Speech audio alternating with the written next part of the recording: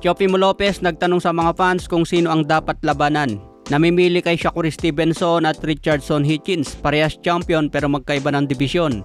Hawak ni Stevenson ang WBC lightweight belt, samantala si Richardson Hitchens hawak ang IBF super lightweight belt.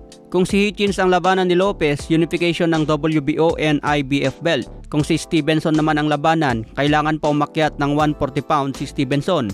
Sino ba dapat sa dalawa ang unang palagan ni Teofimo Lopez? Kung ako ang tatanungin mga tol, mas maganda unahin na itong si Shakur Stevenson dahil may pangalan na ito at 3 division champion pa.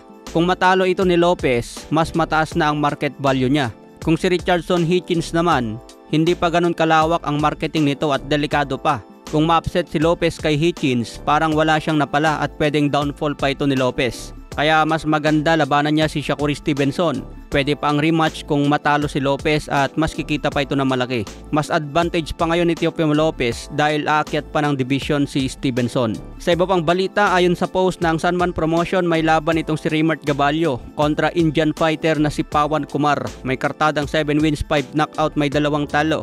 10 rounds ang bakbakan sa bantamweight division. Common event naman si Pete Laurente kontra Indonesian fighter na si Hebi Marapu. May kartadang 19 wins, 14 KOs, may 2 talo. Gaganapin ang laban nila sa General Santos City. Sa mga gustong manood, 750 pesos ang bayad sa isang tao. Sa ringside naman, 15,000 pesos for 6 packs. 6 na tao na po yun, 15,000. May kasama pang pagkain para sa 6 na tao at may inuming alak pa.